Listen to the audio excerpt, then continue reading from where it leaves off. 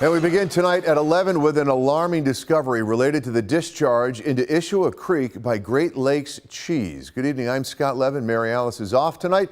2 News Side's Nate Benson joins us here now. He has uncovered multiple violations since that plant opened back in November of last year. Nate, what is the latest at this hour now? Well, Scott, since that plant opened last November, Great Lakes Cheese has violated its discharge permit 20 times, in some instances several 100% more than they were legally allowed to do.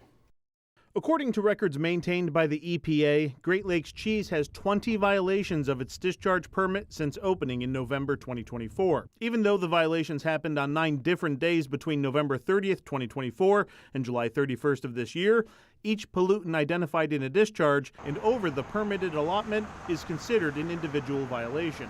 A discharge permit says what substances a plant like Great Lakes Cheese is allowed to discharge into a nearby waterway, in this case, Ishua Creek.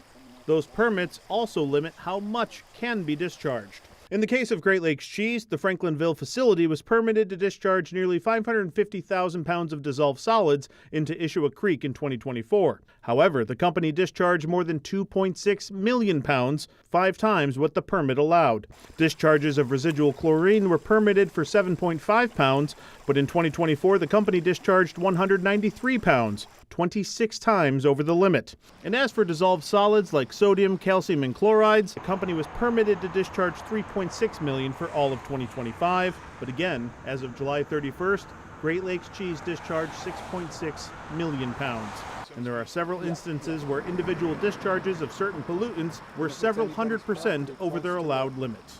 I've just heard about this myself, seeing this report. So there's no doubt it's concerning. One of Senator George Borrello's concerns is that it appears that there was no action taken by the New York State Department of Environmental Conservation when the violations occurred. Well, you would think that there would be an escalation every time to the next level, right? That the DEC would see a violation and then multiple violations, and then they would move forward with whatever they need to do to ensure it doesn't happen again. And there are questions about the DEC's enforcement of these violations, or apparent lack thereof. 2 On Your Side requested an interview with the DEC to discuss the previous violations of Great Lakes Cheese and wanted to know why the company was allowed to keep violating its permit, but the department did not get back to us with an interview. This is definitely very, very concerning. We want to certainly balance the need for that critical plant as an economic driver for the dairy industry in general, but also to ensure that we're not having this type of horrific environmental impact as part of the process. I also reached out for an updated response from Governor Hochul's office, but her spokesperson only referred me to the DEC, who did not get back to me, in a statement she made on August 29th. On Your Side, Nate Benson, Channel 2 News.